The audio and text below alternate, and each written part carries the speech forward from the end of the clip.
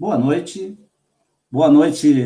meu companheiro deputado federal, Bom Gás, Elvino Bom Gás, lá de Santo Cristo, né, companheiro de muitas lutas.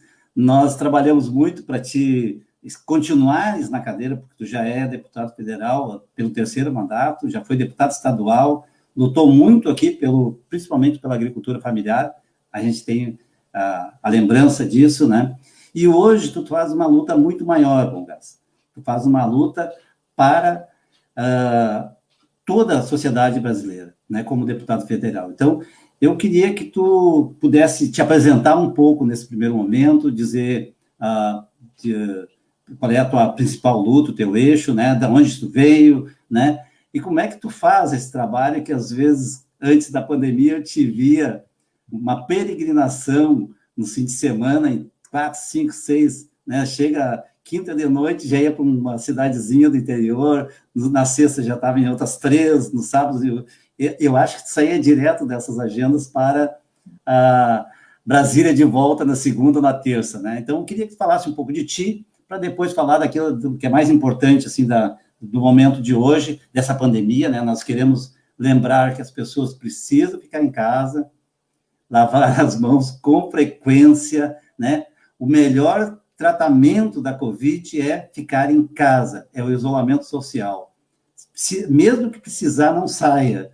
Mesmo que precisar, fique em casa, porque nós não temos proteção, por enquanto, contra o Covid. Com a palavra, Bom Gás. Não, e queremos vidas, não queremos mortes, né? Serginho, eu quero te agradecer muito, professor Serginho, por ter essa oportunidade de falar com os teus amigos, as pessoas que estão na internet contigo agora, nessa live, dizer que está de parabéns, tá? A gente tem que se comunicar, nós estamos falando anos do ar, como a gente viaja muito, encontra as pessoas, estou louco para encontrar, sim, pessoalmente de novo, né? Fazer reunião em Alvorada, encontrar vocês, como fizemos, né? Em das épocas passadas, sobre o tema da educação, né? Com os teus apoiadores, enfim, com as lideranças que estavam, digamos assim, pensando uma liberdade, né? Uma democracia. Hoje nós estamos nesse fronte de ataques ditatoriais do presidente Bolsonaro. Pois eu acho que muita gente de Alvorada veio do interior, né? Veio da região da fronteira, veio da região das Missões, veio do Médio Alto Uruguai, região Celeiro, procurando espaços de trabalho em Porto Alegre, no Vale, aqui na região metropolitana, e vieram do interior. Eu mantive a minha presença no interior, né? Eu fui presidente de um sindicato de trabalhadores rurais, somos uma família grande de 8 filhos no interior aqui de Santo Cristo, e vinculado ao tema da agricultura. Mas a maior parte saiu também, foi para outras atividades. Tu conheces o meu irmão em Porto Alegre, por exemplo, o Valdir, né, que trabalha com o movimento popular, né? E eu tive a oportunidade de militar na Pastoral da Juventude, quando era estudante, no movimento estudantil. Isso foi lá pelos anos 70, né? Quando, no final dos anos 70, nós construímos os movimentos sociais na redemocratização do país, porque o PT nós fundamos em 80, eu já estava na fundação do PT em 80 e, naquele período, no movimento sindical, movimento estudantil e nas pastorais. Nós, da Teologia da Libertação, por exemplo, a partir de Puebla, vamos dizer assim, né, que foi a opção preferencial pelos pobres, do engajamento popular, social, criamos o PT em 80. Né? Eu participei desse processo, depois eu virei também, nos anos 80, presidente do Sindicato dos Trabalhadores Rurais, muita luta, movimento, né? E fui depois deputado estadual, e aí a gente passou a se conhecer mais, né? Tu sempre eras liderança ou vereador, depois prefeito, né? E depois deputado federal, onde nós nos conhecemos mais ainda já na tua atividade como prefeito, né? E Alvorada deve ter boas lembranças e tantas coisas boas que tu fizeste pela querida comunidade, né? Eu quero deixar um abraço também para a Estela, né? Que a nossa foi a prefeita, né? A nossa pré-candidata de novo, né? Agora a prefeita, foi minha colega deputada estadual, né? E tu estás nessa função de candidato a pré-candidato hoje a vereador na cidade. Eu acho que então é muito importante, e eu passei por isso, né? Movimento sindical, movimento popular, pastorais, lutas pela democracia, né? Eu lembro de grandes movimentos que a gente fazia à época das diretas, nos anos 80, quando a gente não elegia presidente diretamente, né? Então, esses movimentos todos pela democracia do país. E hoje, Serginho, a gente fala de tudo isso e talvez nós vamos ter que ir para a rua de novo agora, passar essa pandemia, para lutar por novas eleições, né? Porque nós temos que tirar esse homem que está lá, né? E não só o Bolsonaro, tirar o Mourão também, né? Para a gente poder voltar a ter democracia. Então, a minha vida se cruzou com movimento social, luta em defesa, né, da agricultura, basicamente, mas depois eu ampliei muito para o tema da educação, né? Então, a luta, eu sei que vocês trabalharam muito para ter as escolas infantis, né? Vocês, talvez, a maior marca que tu tiveste como prefeito foi a quantidade de escolas infantis, do ensino básico, né? E passando por várias áreas, chegando no nosso Instituto Federal Tecnológico, né? Que nós tivemos e temos em Alvorada o IFE, né? O Instituto Federal. Quer dizer, tu tem a mão presente nisso e a gente lutou muito por isso. A área da saúde é uma área que eu me dedico muito, tá? Então, a gente está lutando bastante no tema da saúde e uma parte que eu agora, nos últimos 2 anos, entrei em Brasília e acho que isso dialoga direto, eu concluo essa parte aqui, com a Alvorada e com a região, que eu entrei na Comissão do Trabalho. Por quê? Porque a nossa luta hoje é por emprego, é por permanência no trabalho, né? E eu, na Comissão de Trabalho, tenho vários projetos exatamente dirigidos ao mundo do trabalho e do salário mínimo. Então, acho que essas minhas identidades, assim, digamos assim, do campo, a ideia da comida limpa, para termos alimento bom de qualidade. E na cidade, a luta para termos emprego, consumo, dinheiro na mão do povo, para que o comércio possa vender, a indústria possa produzir e gerar emprego. Bom, eu também já fiquei conhecendo um pouquinho mais de ti, né, das tuas lutas, né? Claro que, como prefeito, a gente tinha uma relação mais institucional, de debates mais com o retorno para a cidade, né? E hoje a gente está numa situação que não adianta tu esperar algum programa do governo federal. Não tem mais o Minha Casa Minha Vida. Não tem mais médicos, que nós tivemos 16 médicos cubanos aqui, que até hoje as pessoas sentem falta do carinho, do tratamento que eles davam. Não é que os nossos médicos não faziam, é que não tinha médico aqui. Então, nós buscamos essa estrutura para nós, os programas importantes que nós fizemos aqui em Alvorada.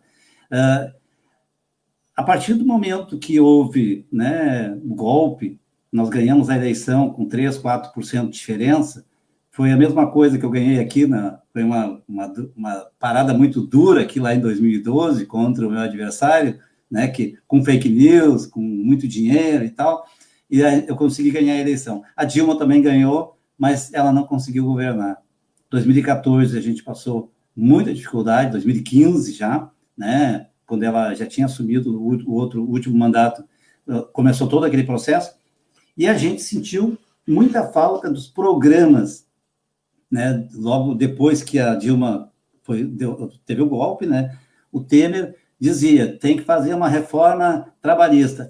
Ele fez uma reforma trabalhista meio capenga, né? No governo dele. Mas depois eles concluíram, acabaram com a carteira do trabalho. O Bolsonaro acabou com isso. Que era só fazer isso e isso ia estar bem. Já o país já ia voltar a crescer. E assim por diante. Daí foram tirando direito, vendendo tudo, dizendo que não dava lucro, que tinha que vender. Eu até hoje não sei onde é que foi o dinheiro dos leilões, por exemplo, que já foram feitos. Onde está esse dinheiro? Não voltou para o povo, né? Hoje, nós temos uma grande pandemia no mundo que chega aqui em Alvorada.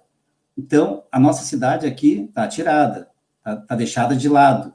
Está deixada de lado no sentido, não há proteção àqueles que são mais pobres. Não há recurso para aqueles que trabalharam como autônomo, que era microempreendedor, que era muito estimulado pelo governo atual, né? Não há essa possibilidade das pessoas se sustentarem. Como é que elas vão ficar isoladas se elas têm que sustentar? É uma sinuca de bico que nós temos que também ajudar através do Congresso. O Congresso tem empurrado, né? O recurso que ia ser de R$200 de ajuda passou para 600, porque o Congresso foi em cima, principalmente os partidos de esquerda, né? E agora eu sei que tu está trabalhando nisso também. Eu queria que tu falasse também sobre isso, sobre esse desmonte principalmente do serviço público, e esse descaso com a população mais pobre do nosso país. Serginho, eu acho que o governo mentiu, e eu faço questão de usar essa palavra, porque hoje saíram mais notícias de que ele usou dinheiro público, ou da Petrobras, ou do Banco do Brasil, ou da Caixa Federal, ou hoje ele chegou a tirar 83, pasme, eu gravei antes uma mensagem, ele tirou, através de uma portaria, 83 milhões, adivinha de onde? Do Bolsa Família dos pobres do Nordeste para colocar na Secretaria de Comunicação, para tentar estimular as pessoas a acreditar nele, porque ninguém está mais acreditando. Nós estamos naquele movimento, né, Serginho? Somos 70%, tá? Ele só tem mais 30%. Mas 30 ainda é muito. Para isso aí, 30 ainda é muito. Vamos ser sinceros, né? Ainda é demais. Mas nós já somos 70%. Então, nós temos que crescer esses movimentos. Então, eles mentem. Como é que eles mentiam? Nós temos que fazer a terceirização, porque daí a economia vai crescer, vai gerar emprego, vai atrair investidor. Mentira. Nós temos que fazer a reforma da aposentadoria, da previdência, tirou direito das pessoas. Serginho, isso é um troço louco. Para o quê? Para vir um emprego, para gerar economia e para ter investidor externo vir para o Brasil. Aí nós temos que fazer a reforma trabalhista. Rasgaram a CLT, que é dos anos 40, que ainda garantia um salário digno, direito, 13º, porque ia gerar emprego, tudo a mesma coisa. Gerar emprego, né, e tal. Tem que deixar um grande abraço para o Jonas, tá? O Jonas Reis, tá? Te acompanhando aqui, ó. Jonas, um abraço. Eu te vi xingando o Marquesan anteontem, eu acho que foi na TV. Um abraço grande para ti, né? O nosso companheiro. Assim como tu é pré-candidato em Alvorada, ele é em Porto Alegre, tá? Exato. E ele está sempre denunciando o Marquesan, tá? No dia, é aquilo que tu diz, a função do vereador é estar no dia a dia da cidade, né? É o que o Jonas faz lá em Porto Alegre. Tá? Em tudo que é lugar, fazendo as denúncias. Então, assim, ó, o que aconteceu? A reforma trabalhista, a reforma previdenciária, agora a reforma administrativa, o ajuste fiscal, a emenda constitucional 95, a terceirização, tudo isso em cima de 3 mentiras. Ia gerar emprego, ia crescer a economia, ia atrair investidor. As 3 não deram. Então, é falso o argumento deles. O que vai gerar emprego, o que vai gerar economia, o que dá respeitabilidade para o Brasil foi o que o Lula fez. O que o Lula fez? O Lula colocou dinheiro na mão do povo, colocou Minha Casa Minha Vida, fez o Mais Alimentos, construiu um conjunto de políticas públicas, reajustou o salário. Deixa eu falar para o teu povo aí, viu, que é de salário mínimo e dos aposentados. Tu sabe que o Lula, quando assumiu em 2003, era 70 e poucos dólares o salário. A nossa luta com o senador Paim, Serginho, era chegar a 100 dólares, lembra? 100 dólares. Bom, vamos imaginar, vamos dar uma chance agora. Se o dólar tivesse a R$4, que não tá baixo. Se fosse 100, não era 100, era 70 e poucos dólares. Se fosse 100, vezes 4, daria um salário mínimo de R$400. Gente, R$400. O Lula, o que ele fez? O Lula reajustou acima do salário mínimo e, com isso, nós chegamos a 1.045, que nós achamos pouco. Nós achamos pouco ainda, porque pelo Diese deveria ser 4.600, pelo mesmo poder aquisitivo, comparativamente ao que comprava lá nos anos 40, quando foi criado o salário mínimo. Só que seria 400. Então, o que eu quero dizer? O Lula reajustou acima da inflação. Então, o que eu estou falando? A proposta do Bolsonaro congelou o salário. O Temer fez isso, congelou o salário. Então, nós temos que aprovar um projeto que eu tenho tramitando lá em Brasília, né, que é exatamente a gente poder reajustar ele acima da inflação, porque se o povo tem dinheiro, ele vai na loja comprar. Se a loja vende, a indústria tem que produzir. Se a indústria produz, gera emprego. E empregado compra, desempregado não compra. Então, esta é a grande diferença. Então, eu queria dizer que todas essas afirmações das reformas, quando vocês falam assim, ajuste fiscal, joga o corpo fora. Ajuste fiscal é para fazer sobrar dinheiro para banqueiro e tirar do povo. E esse sem vergonha do ministro Guedes, que é o posto de o posto Ipiranga, que chamam do Bolsonaro, ele falou esses dias naquela fatídica reunião do dia 22 de abril, ele disse assim, ministro da Economia, se nós queremos ganhar dinheiro, temos que colocar dinheiro nas grandes companhias. Se agora nós queremos perder dinheiro, vamos colocar nas pequenininhas. Gente, a pequenininha está em Alvorada, está em Santo Cristo, está em Porto Alegre, tem em todos os lugares, são elas que geram emprego, elas precisam ter. Então, esse é o projeto, está errado e só vai nos levar à vergonha nacional, que é exatamente o que hoje o povo do mundo está dizendo, que esse Bolsonaro não serve, ele é uma ameaça ao Brasil e ao mundo, porque ele que é o maior propagador do vírus. Ele é o propagador do vírus da pandemia. Onde é que se viu o presidente não respeitando a orientação dos médicos e da Organização Mundial da Saúde? É um absurdo. Dando mau exemplo, né, Bongás? Eu quero registrar a presença da ex-secretária de Educação, Clair Gabana, que está aqui, a Deise, uma empresária da nossa cidade, da área, está sofrendo bastante, da área de diversão, de salões de festas, está sofrendo bastante agora, viu? A Ercilda Dimer, uma professora, minha querida. A Alda foi minha vice-diretora antes de eu me aposentar, da Escola Venceslau Fontoura. A Rosana Cavaleiro trabalhou com a gente, é professora também aqui de Alvorada. A Dail é lá de uma rua que nós trabalhamos muito no governo Tarso para conseguir resgatar uma consulta popular e que a gente hoje está conseguindo pavimentar a rua. Nós iniciamos o processo naquele tempo, deu problema com a empresa, deu uma série de problemas, mas pelo fato da luta dele ter começado lá naquele momento da consulta popular, que o Tarso resgatou, inclusive, que era do governo anterior, hoje nós temos uma pavimentação de uma rua inteira, que é uma rua de um bairro da Intersula. Então, o seu Adail Júnior, o Jonas, nosso grande companheiro, professor da rede, meu colega lá de Porto Alegre, a Karen, a professora do Estado e de Viamão e de Alvorada, a Rosângela Barros também é professora, o Luiz Henrique é um companheiro nosso lá do Algarve, lutador com a gente, que está sempre na luta, nos acompanhando no nosso debate, e assim, depois eu vou continuar dizendo mais disso. Mas eu queria que tu falasse um pouco mais sobre a PEC da morte, né, que foi o congelamento dos orçamentos, e o que isso tem a ver com o funcionário público? Não, é que a PEC da morte, ela só existe porque os deputados e senadores votaram e porque o Temer, com apoio do Bolsonaro, apresentaram esse projeto. Esse é um projeto do Temer. O que aconteceu? Na ideia do ajuste fiscal, eles dizem assim, a gente não pode... isso aí, Jonas, demitir o Guedes e o Bolsonaro, tem que levar vários junto deles lá. O que eles fizeram?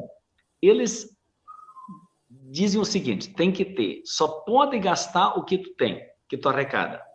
Como se o público fosse uma empresa, para dar lucro. Não, serviço público, tu faz uma escola, não é para dar lucro para a prefeitura, é para dar educação para o povo. Tu faz um hospital, não é para dar lucro para o prefeito, é para ter saúde para o povo. Tu faz uma rua, instala uma água, faz um encanamento de esgoto, não é para dar lucro para a prefeitura, é para o povo ter saneamento de base. Essa é a diferença de uma gestão pública para uma gestão privada. Então, o que eles transformaram? Eles querem administrar o Estado como se fosse uma empresa. Não é. Então, o que eles fizeram? Congelaram o dinheiro da saúde. Então, quando vem uma pandemia que nem essa do Covid, tu só pode gastar o que é o reajuste da inflação. Na educação é a mesma coisa. Então, isso já tirou, Serginho, 22 bilhões em 4 anos da saúde. Se hoje faltam respiradores, ou se tem tantos problemas até de EPIs que não tinha para o nosso povo que está na linha de frente na saúde, que nós temos que respeitar muito, médicos, enfermeiros, auxiliares de enfermagem, e equipe de medicina, de médicos, e de profissionais na área da enfermagem, principalmente, essa gente que já podia estar em condições melhores, não está porque eles tiraram dinheiro. Então, esse é o tema. Então, essa PEC da morte, ela foi votada. Sabe quem votou? O senador. Quem votou contra. E como é que votaram os outros? 31 deputados do Rio Grande do Sul. Nós, do PT, votamos contra. mas os outros, muita gente votou a favor. Então, o voto, e isso eu quero chamar a atenção, as pessoas que estão lá decidindo os nossos destinos, estão lá porque alguém os colocou lá. Então, o voto da gente é importante, o voto, a gente sempre diz, tem consequência. Então, nós temos que acabar, e a minha maior tristeza, viu, Serginho, é o seguinte, que mesmo no tempo da pandemia, faltando dinheiro para o trabalhador ter recursos na área da saúde, mesmo assim, nós não estamos conseguindo derrubar a emenda constitucional 95. Esta é a minha dor, porque nessa época o pessoal tinha que acordar e ver, gente, que erro nós fizemos, devíamos ter, vamos derrubar a emenda constitucional 95, não estamos conseguindo. Então, só para ver a dificuldade que mesmo na dor grande que o povo sofre, a turma não aprende. É isso. Nós temos a presença também aqui da Rose, que tu fizeste uma live com ela outro dia, né, a Rose Freitas, lá de Gravataí, que é pré-candidata. Vereadora em Gravataí. Tu fez muita campanha hoje, Rose? Quantos votinhos tu foi já? Estou em pré-campanha, tá? Não podemos pedir voto, tá? Estou em pré-campanha. Podemos falar com todo mundo já, Rose. Um grande abraço. A Suzana também é uma professora, nossa querida apoiadora. O seu Luiz Henrique diz assim: eu sempre fui a favor de um salário mínimo que aumente acima da inflação, como diz o colega. O salário, já é nosso colega, tu vê como as pessoas se identificam com a gente? Tá vendo, Volgas? Eu não falei antes que eu sou professor também, né? Sim. Eu fiz estudos sociais, fiz uma pós-graduação na URGS sobre gestão social, né? Fiz história na Unijuí. Então, é uma alegria muito grande falar sobre educação também, que é tão importante. E o senhor Luiz Henrique falar do salário mínimo, foi que no período do Lula, quando nós tivemos maior aumento real, né, que tu falaste no início, do 74%. salário mínimo. 70%, Serginho, guarda esse número. 70%, foi mais ou menos, Rose, viu? Você que é professora estadual, que está sofrendo hoje com a penúria, com o leite, pagamento parcelado, todas as desgraças que o leite está fazendo com o servidor, com o brigadiano, com o servidor da saúde, com o professor, com todos os trabalhadores da área da educação, fazendo cortes e cortes. É o que ele sabe fazer, corte, corte e corte. Só que nunca corta do banqueiro. Você já viu um desses governos cortar de grande empresário? De banqueiro? Nunca. Eles deram um tri 300 para os bancos, não deram? Para salvar os bancos? Não, isso é 1 trilhão e 200 milhões. É uma loucura. Mas tu viu algum banqueiro reclamar da situação econômica hoje? Algum grande empresário está na rua reclamando? Nós deveríamos fazer taxação progressiva sobre lucros e fortunas, tá? Porque sobre dividendos, aplicações, até diminuíram o índice de 20% para 15% sobre impostos, tributos que eles pagavam sobre lucros e dividendos. Entendeu? Até isso eles fizeram para eles. É um absurdo. Mas o que eu quero dizer sobre o salário que o nosso colega falou?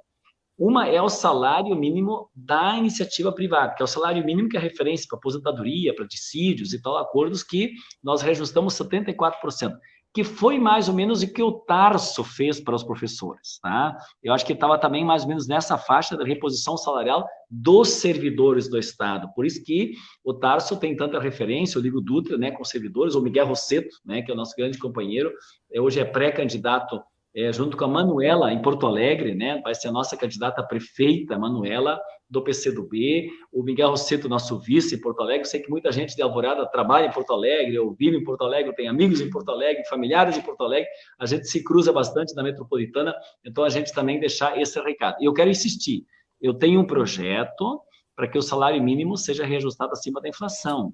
E se o PIB não é forte, como agora o PIB vai ser fraco, para que seja ao menos 1%. Então, a gente não teria o congelamento, ao menos inflação, mais 1% ao menos. Se o PIB for maior, a economia comportar, aumenta mais. Esta é a ideia, porque a única forma, isso vocês podem perguntar fora os economistas que agora viraram keynesianos, que eram os liberais, todos vão dizer que a única forma de a gente fazer a economia crescer é o povo ter dinheiro no bolso, tá? E aí ele vai aquecer a economia, e são milhões de brasileiros, então são milhões comprando. Se é 2, 3 ricos, eles vão no shopping, vão para Paris, vão para França, vão para viajar pelo mundo afora, comprar fora. O nosso povo compra aqui no boteco, na loja, né, na padaria, nos locais, nos municípios. É que o trabalhador, ele trabalha para se sustentar, para se vestir, e ele gasta no seu espaço, né? Na sua cidade, na sua região. Os ricos, não, eles saem para fora, eles não gastam os 10% daquilo que eles ganham dentro do país, os super ricos, né? Porque os pobres gastam 100% aqui. Então, isso consegue aumentar, gerar a nossa economia, né? Eu quero citar a presença aqui do nosso presidente do Partido dos Trabalhadores de Alvorada, aqui o Cláudio Leandro, que está nos acompanhando. Está presente também da executiva a mãe Rose, que é a Rosângela Goulart, aqui na tela. O Claudinho está colocando aqui, vamos ver o que ele está colocando. Quando se olha o gráfico histórico da elevação do salário mínimo no Brasil, fica evidente os governos que se preocupam com os trabalhadores. Os do PT se destacam, do Lula em especial. O governo que mais deu ganho de compra real ao salário mínimo. É o que nós acabamos de falar, né, Bongás? Foi o momento mais importante para o trabalhador, eu acho que das últimas, talvez das últimas 5, 6 décadas, eu acho que o momento mais importante, onde o trabalhador teve mais vez, a população mais pobre teve a oportunidade de comer melhor. Eu me lembro que o Lula dizia que o trabalhador, que as pessoas tinham que ter 3 refeições por dia, né?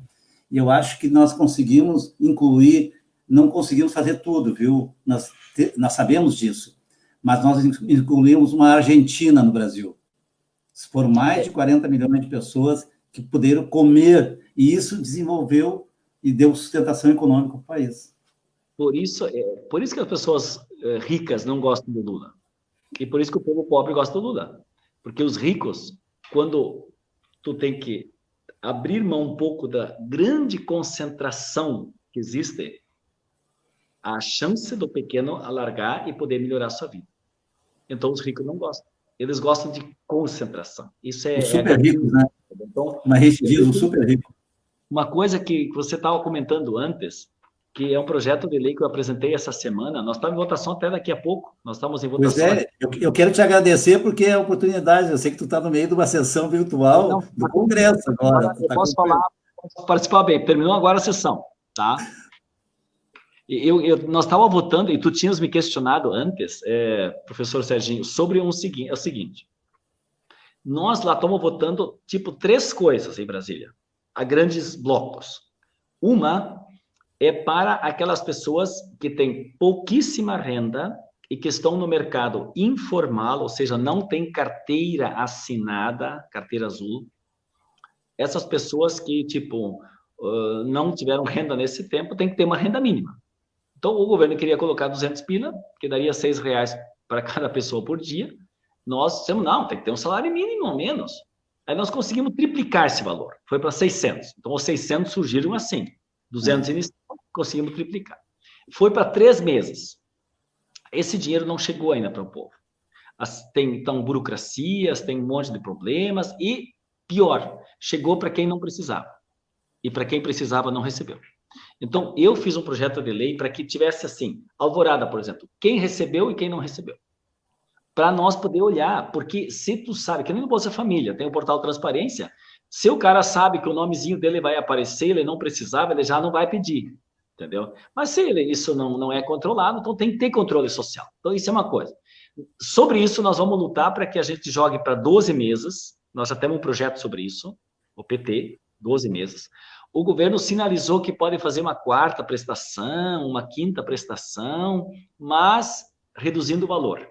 Então, nós não aceitamos nem redução do valor e queremos mais tempo. Então, esse é um pacote de medidas, vamos assim, para ajudar as pessoas que mais precisam. Eu apresentei um projeto para ter um botijão de gás cada mês, né, de um vale de R$80, para que a gente faça na economia solidária, possa fazer sabão. Hoje, se tu faz sabão artesanal, tu pode usar para fazer em casa, para as pessoas, mas se tu quer, na economia solidária, vender, tu tem que ter autorização da Anvisa. Então, para ter, nesse período, desburocratização, estão projetos nessa faixa. A outra parte é para que se mantenha um emprego e possa se ajudar as pessoas que, tipo uma empresa, para ela manter um emprego, ela precisa pegar um crédito para poder manter o emprego. Então, essa é um outro pacote de medidas de apoiamento, a gente colocou emenda para a micro e pequena empresa poder entrar, que é importante. E tem a terceira faixa, que é aquele cara que tinha emprego e faz desempregado. Serginho, isto é a maior dor, tu ter um emprego e ir para o olho da rua.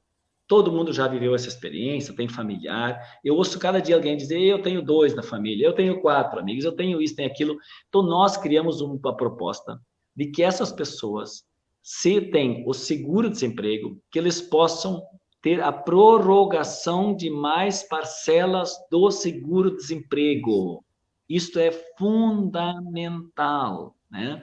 E é outra coisa, dinheiro que vai para a economia e tal, e a pessoa tem que receber. Então, eu tenho esse projeto, nós não conseguimos aprovar ainda, Serginho, essa é a desgraça. Então, nós vamos lutar para aprovar o nosso projeto de lei, que é ter mais parcelas do seguro-desemprego para quem, nesse período, está no desemprego.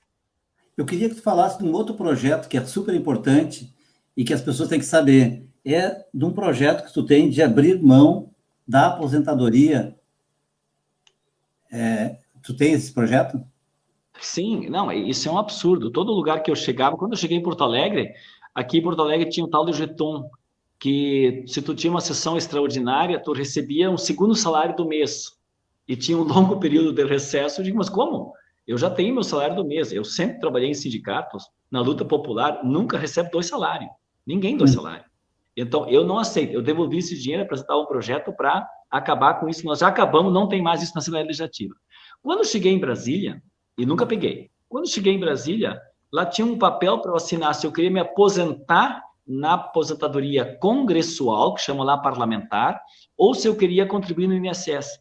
Diz, mas peraí, eu sou do povo, do INSS, eu não posso pensar um privilégio para mim diferente para me aposentar melhor do que o povo. Diz, não, eu vou contribuir para o INSS.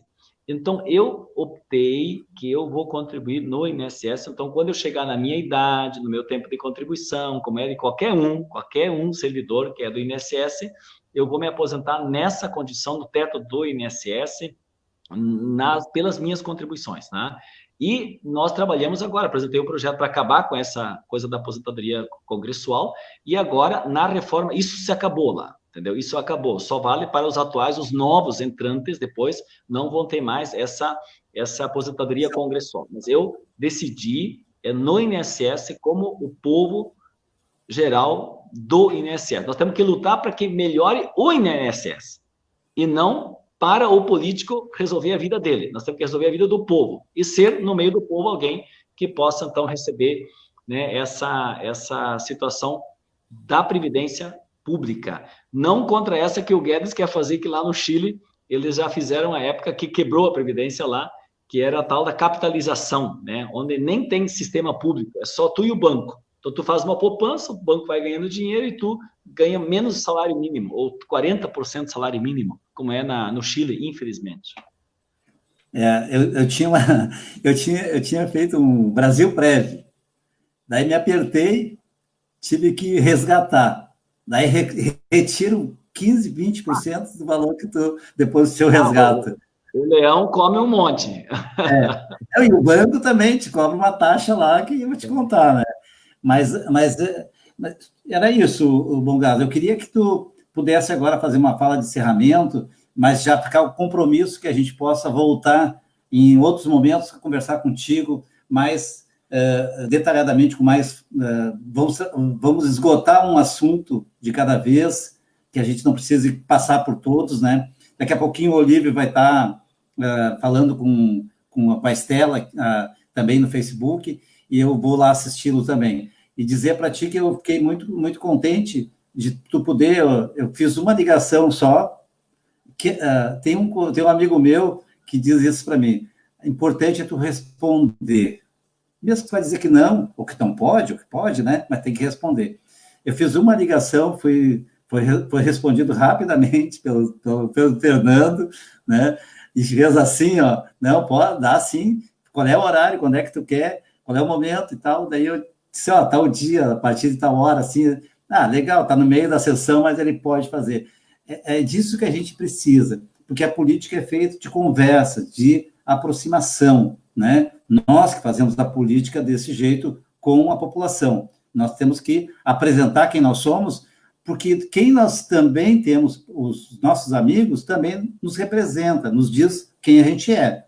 A gente não é amigo do pessoal do Bolsonaro. Eu não tenho amigo, tá? Eu estava num grupo outro dia de WhatsApp, daí a pessoa disse, mas os amigos, tu tem que deixar os amigos. Não, ele não é meu amigo, ele é um conhecido, amigo aquele que a gente bate papo, conversa sobre política, né? Toma um café de vez em quando, né? Discute algumas coisas também de vez em quando, mas não quem é contra os trabalhadores, quem é contra a vida, né? Então, eu quero deixar que tu faça teu encerramento aí, porque é muito importante para nós aproximar as nossas lideranças, como tu, Bongás, da nossa população, porque a gente vota em vocês, né? As pessoas dizem, os políticos estão lá e a gente está aqui, nunca mais volta. Não, a gente está querendo estar com todo mundo, mas, às vezes, esses instrumentos que estão tendo agora são os melhores de todos, porque daí a gente pode voltar a dialogar com maior frequência, né? Então, quero que tu deixe teu abraço aí, tua despedida,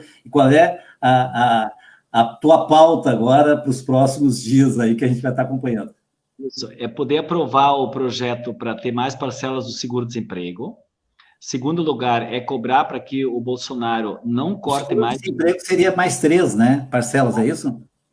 Mais 3 parcelas, ou ao menos no período da pandemia total, entendeu? Porque a gente não sabe como isso vai ficar ainda, né, Serginho? Tá aumentando as mortes ainda, infelizmente, né?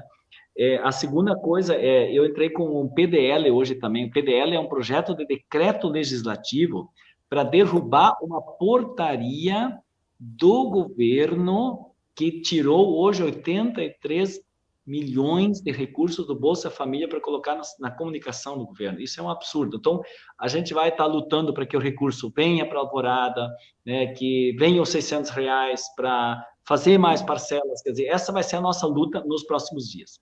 Junto com isso, a gente também está numa luta, já tem 36 pedidos de impeachment, né, do Bolsonaro.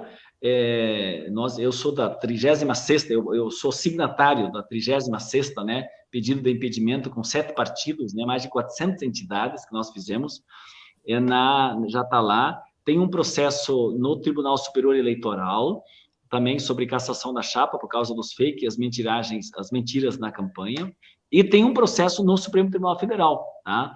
Então, no domingo de noite, assim como eu quero que todo mundo curta agora o livro Dutra e Estela, a partir de agora no Face, eu quero convidar você, Serginho, para domingo de noite, 19h30, eu vou estar falando com Eugênio Aragão. Ele é do Ministério Público Federal, foi ministro da Justiça, é advogado, e é advogado do Lula hoje. Então, ele vai falar comigo respondendo a seguinte pergunta: os crimes do Bolsonaro o levarão ao impeachment ou não? Quem quiser debater conosco, domingo de noite. Que horas, segundo, é 19h30. 19h30. Eu vou te mandar, Serginho, e é nosso dever te responder a hora que tu nos aciona, a gente sempre vai te responder, se colocar à disposição, participar em outros momentos. E eu vou te mandar um post também, vocês podem seguir na minha página. Eu fiz esses dias um título, vocês podem entrar no YouTube também, pegar Bongás Arrependidos. Eu peguei os arrependidos do Bolsonaro, entendeu? Mas que conhecem o Bolsonaro, que viveram com o Bolsonaro, que conhecem a família dele, miliciana, do ódio digital, e essa gente fala horrores dele. Eu conheço ele porque ele era meu colega deputado. Então, gente, é bom ver o que esse povo fala. E quem não assistiu a reunião do dia 22 de abril, assista ela por inteiro, para vocês verem mesmo como é que eles falam. É boiada para destruir o meio ambiente. É o Weintraub chama os ministros do Supremo Tribunal de vagabundo, e agora ele se mixa de forma covarde, não fala quando ele vai na polícia. Quer dizer, é esse tipo de gente que não sustenta, né? Não sustenta, tem que falar, enfim, e sustentar o que pensa. Então, eu quero dizer o seguinte: é muita luta, lutando para que a gente possa estar presencialmente se encontrando, tá? Eu quero fazer questão de vir contigo na tua campanha também depois. Hoje é pré-campanha, né, para vereador, quero tu vereador na cidade de Alvorada, porque todo o trabalho que tu fizeste, vamos estar caminhando junto com a Estela também para a prefeitura. Então, nossa militância é essa, é o bem do povo, defendendo o nosso querido Brasil, porque eles estão destruindo o Brasil. Até o Trump, ele é o lambe-bota do Trump, até o Trump já está impedindo que comunicem com o Brasil, que os brasileiros vão para lá, porque está vendo que o Brasil não cuida do seu povo para levar o vírus de volta lá para os Estados Unidos. Então, não pode, tem que fazer um impeachment e um afastamento. Então, a nossa luta no próximo período é essa. Quero te agradecer muito, né? Um abraço forte aí para ti. Eu que agradeço. Ainda vou registrar a presença da Cristiane Schunk, que trabalhou conosco na saúde, foi uma das que ajudou a trazer a UPA para cá também. A Cristiane é nossa pré-candidata. O seu Milton, que é do Conselho de Saúde, está aqui também, seu Milton Pires, né? A Rosane, e tem mais uma entrando aqui. A Cristiane está botando aqui, ó, o tema da desigualdade financeira no Brasil é algo a ser muito repensado por nossos gestores, tanto no âmbito nacional, estadual, municipal, pois o impacto negativo que isso traz, aos menos assistidos, é sempre visto justamente em momentos como este que estamos passando. Exatamente. Eu acho que é importante a gente perceber que com essa pandemia os pobres vão ficar mais pobres e aqueles muito ricos estão ficando muito ricos mesmo, porque quem precisa, quem trabalha, o trabalhador que ganha seus 10, seus 5, 10, seus salários mínimos de 1 a 10, aqueles que não ganham nada também, que têm o Bolsa Família, são todos trabalhadores. O muito rico não precisa trabalhar, as pessoas trabalham para eles. E esse é que nós achamos que tem que pagar mais para que as pessoas que não têm possam viver um pouquinho melhor. Então, eu acho que agradeço muito a tua participação, vou estar te incomodando, com certeza, logo em seguida vou estar te chamando de novo para a gente bater uns papos aí de o que a gente tem que fazer, né, nesse momento de pandemia para a gente recuperar a autoestima do nosso povo, né, Bongás? Então, essa parte é uma parte importante. Hoje de manhã, numa entrevista em Canguçu, 7h30 da manhã, eu estava dando entrevistas na rádio em Canguçu, lá no sul. E ele me perguntava, no meio de tudo, ele disse assim, tu é otimista ou tu é pessimista? E daí eu disse o seguinte, pensei um pouco, né? Aí eu disse, eu sou realista esperançoso. Porque então, não adianta a gente ser otimista, como é que vai ser otimista hoje em dia? E não adianta pregar negativismo, que aí nós vamos estressar de vez, entendeu? Aí nós vamos ir para a CPI, entendeu? Então não dá. Então, assim, a gente tem que ser realista. E realisticamente falando o seguinte, esses caras são os sem vergonhas, estão destruindo o nosso Brasil, são os vendilhão, os lambe-bota dos capitalistas e odeiam o povo. Quem falou isso foi o ministro Weintraub. O ministro Weintraub, ele disse assim, eu tenho nojo quando falam de povos indígenas, povos. Ele odeia a palavra povo. Tá? Então, isso eles falam. Então, nós temos que ter a grande massa da população, que vai do médio empresário, do pequeno empresário, profissional liberal. Às vezes o pessoal também ficou um pouco bravo com o PT. O PT também errou. E nós, por exemplo, para o pessoal que é da classe média, nós não reajustamos, nós não alteramos o imposto de renda. Serginho, eu tenho um projeto lá em Brasília, noutra hora a gente vai falar sobre isso. Então é o seguinte, ó, hoje com R$2.000, o cara paga imposto de renda. Isso é um absurdo. E com R$5.000, o cara já paga a tabela mais alta, que é a 27,5. Isso é um absurdo. Meu projeto é o seguinte, tu deixa uma grande faixa isenta e tu faz uma progressividade para que o altíssimo salário paga mais alto. É o que tem, não é? Então, assim, a gente tem que dialogar mais com a classe média, os micro e pequenos empresários das nossas cidades, o mundo do trabalho, as novas formas de trabalho, de uberização que acontecem, tudo isso nós temos que aprender. Ser humilde e aprender, e ter o compromisso de lutar. Então, a esperança minha, ela é o seguinte, é o realismo, a vida está dura, esses caras podem amanhã depois vir intervir, tirar os direitos, acabar conosco, eles falam de exterminar a esquerda, né? E ao mesmo tempo tu ser então realista, mas com esperança. E a esperança é exatamente essa. Nada que a gente não possa superar. Entendeu? Então, e nenhuma mentira deles vai ficar sempre verdade. A gente vai conseguir desmontar, como conseguimos desmontar a Lava Jato já, boa parte dela, do Moro, que era o grande homem que combatia a corrupção. Hoje as pessoas estão vendo que era uma falcatrua, né? Uma falcatrua, e que se prestou para ajudar a afastar Dilma, colocar o Lula na cadeia, servir o Bolsonaro, e agora ele viu que aquilo era um furo, e ele tentou se salvar porque ele quer ser candidato lá em 2022. Então, eles só pensam nisso. Nós pensamos no povo permanentemente para ele melhorar a sua condição de vida. Muito obrigado, mais uma vez, pela tua presença aqui em Alvorada. Está presente aqui, com certeza, né? E quero dizer para ti que vou te incomodar outros dias, outras vezes, vou te chamar aqui, vou botar minha última colega aqui, a Heloísa, que botou o último recado, que é uma professora também, mais um ótimo encontro. A gente tem feito esse ciclo de debate, viu, Bongás? E a gente tem falado sobre todos os assuntos, principalmente da educação, mas a gente está ampliando, e segunda-feira agora nós vamos falar sobre segurança municipal, guarda municipal, nós vamos trazer o Leonel Rádia, não sei se tu conhece, o policial, vai estar conversando com...